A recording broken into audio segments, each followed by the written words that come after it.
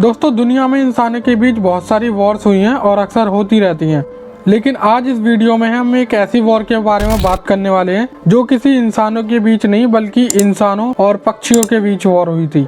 जी हाँ दोस्तों, ये बात भले ही आपको सुनने में बहुत आसान लग रही हो कि पक्षियों और इंसानों का क्या मुकाबला, लेकिन इस वॉर के जीतना उतना ही मुश्किल था। दोस्तों आज हम बात करने वाले हैं इस वीडियो में ऑस्ट्रेलिया मिलिट्री वर्सेस ईएमयू पक्षी। ये दुनिया के इतिहास में एक ऐसी वॉर है जिसमें ऑस्ट्रेलिया की आर्मियों ने पक्षियों के सामने घुटने टेक दिए थे।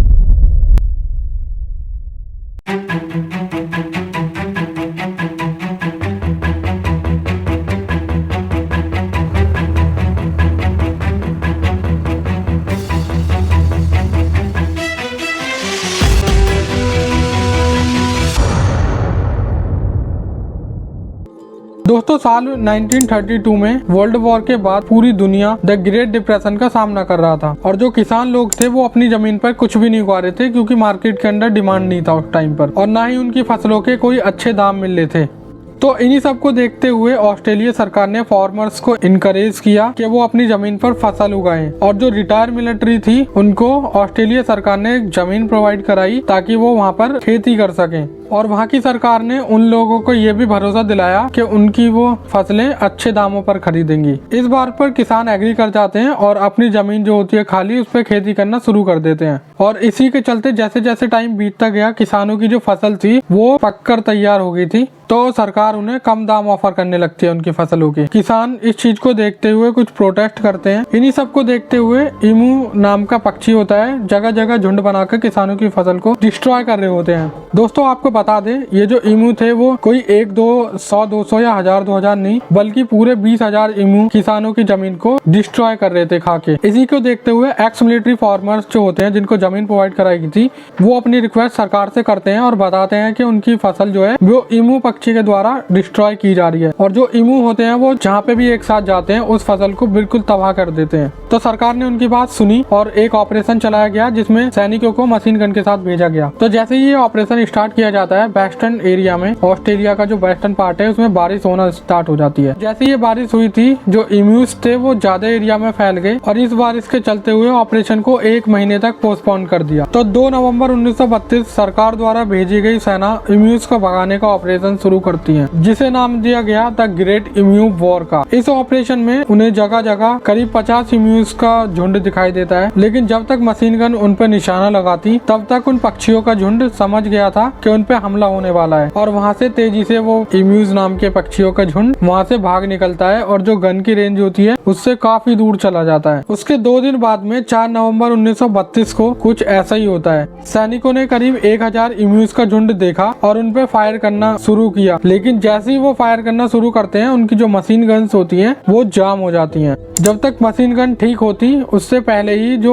ईम्यूज का झुंड होता है वो वहाँ से भाग जाता है। हालांकि फिर भी जो सैनिक होते हैं उन्होंने 12 ईम्यूज को मार दिया था, लेकिन इस घटना के बाद ईम्यूज काफी सतर्क हो गए। दोस्तों ये ईम्यूज इतने शातिर थे सैनिकों के हमले से बचने के लिए खुद को अपने छोटे छोटे झुंड में बांट लिया था और हर एक ग्रुप के लिए एक ईम्यूज को काम पे लगा रखा था उसकी देख रेख करने के लिए ताकि उन पे हमला होने से पहले ही उनको पहले ही पता लग सके। इस दौरान वो किसानों की फसलों को बहुत ज्यादा नुकसान पहुंचा रहे थे और जैसे उन्हें पता लगता था कि उन पे हमला होने वाला है वो वहाँ से भाग जाते थे। तो आप समझ सकते हो कि ये ईम्यूज कितने चालाक थे। कहा जाता है कि ये ऑपरेशन 6 दिन तक चलाया था जिसमें 2500 राउंड फायर किए गए थे, लेकिन 20,000 ईम्यूज में से 50 ही मारे गए थे। बाद में जैसी इस घटना पर मीडिया की नजर पहुँचती है तो सारे देश में चर्चा होने शुरू हो जाती है और वहाँ की सरकार को भी क्रिटिसाइज किया जाता है। इन्हीं सब को चलते हुए उन्हें वहाँ पे कोई सफलता नहीं मिल पा रही थी तो सरकार ने सेना को वापस बुला लिया जिसमें ईम्यूज इस वॉर को जीत लेते हैं। दोस्तों ये ऑस्ट्रेलिया आर्मी को बहुत ही मुश्किल वॉर रही थी। इतने अटेम्प्टों के बाद भी उन्हें कोई जीत हासिल नहीं हो पाई और आखिर में जीत होती है ईम्यूज की।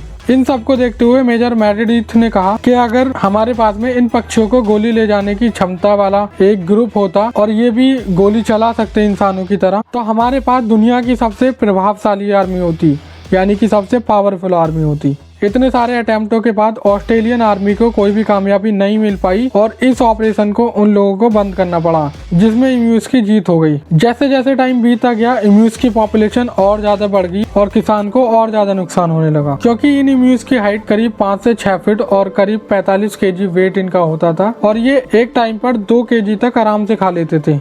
अब टाइम बीतता जाता है, इम्यूज की पॉपुलेशन बढ़ती जाती है और वहाँ के किसानों को नुकसान होता रहता है। तो एक बार फिर से ऑस्ट्रेलिया सरकार एक नई सोच के साथ आगे बढ़ती है और बाउंटी सिस्टम को लगाती है। दोस्तों, बाउंटी सिस्टम में था कि किसानों को हजारों हथियार बांटे गए थे और कहा था कि जो जितने भी इम्यूज मारेगा उसको उतने ही पैसे मिलेंगे। उनका ये आइडिया काम करने लगा और सिर्फ 6 महीने के अंदर ही करीब 57,000 बाउंटीज को क्लेम किया गया।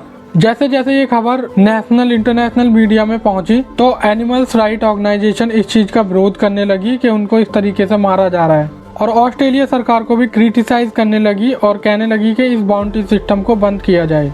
तो इन सब को देखते हुए ऑस्ट्रेलिया सरकार ने इस बाउंटी सिस्टम को भी बंद करना पड़ा।